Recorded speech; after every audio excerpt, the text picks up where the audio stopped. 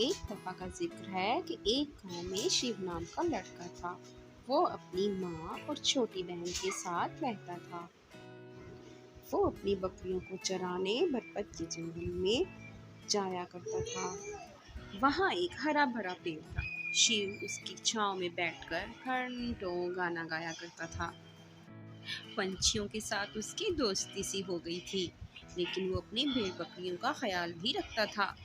और फिर शाम होते ही वो गांव वापस आ जाया करता था। दिन भर चराई गई बकरियों को फिर वो उनके मालिकों के पास सौंप दिया करता था।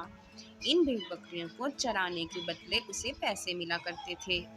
इन पैसों से वो अपना घर चलाया करता था और अपनी माँ और अपनी बहन का पेट पालता था।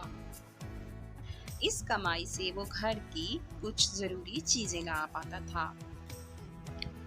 लेकिन कभी कभी उसकी बहन को अच्छा खाना खाने का भी मन करता था, क्योंकि वो हर दिन रूखा सूखा खाना खाकर पक चुकी थी। ये बात शिव समझता था, लेकिन वो बेचारा कर ही क्या सकता था। उसे अपनी बहन की पढ़ाई के लिए भी कुछ रकम जमा करनी थी। एक दिन जब वो अपनी बकरियों को लेकर जंगल पहुंचा तो उसने देखा कि एक लकड़हारा उस दरख्त को काट रहा था, जिसके नीचे बैठकर वो अपनी बकरियों को चराया करता था। शिव ये सब देखकर बहुत ही दुखी हो गया।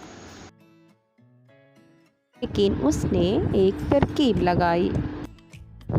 सुनो लकड़हारा भाई, तुम इस पेड़ को क्यों काट रहे हो?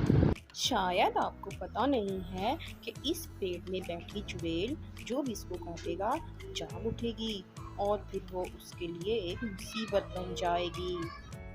ये सब सुनकर लकड़हारा डर गया और भागने लगा। भागो भागो!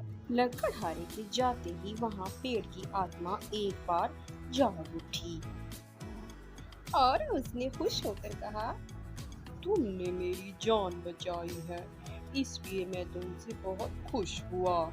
मैं तुम्हें तोहफे में एक घंटी देता हूँ। हाँ? भला मैं इस घंटी का क्या करूँगा? ये घंटी ऐसी वैसी घंटी नहीं, ये एक जादुई घंटी है।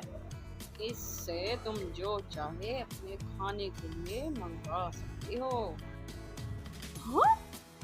लेकिन एक बात का ध्यान रहे कि दिन में तुम एक बार ही खाना मंगवा सकते हो। शुक्रिया मेरे दोस्त। शिव की जानकर बहुत खुश हुआ और साथ में ये सोचकर कि अब उसको उसकी बहन को खाने को बहुत कुछ मिल सकेगा। शाम में जब शिव घर पहुंचा तो उसने अपनी माँ और बहन को सारी कहानी कह सुनाई।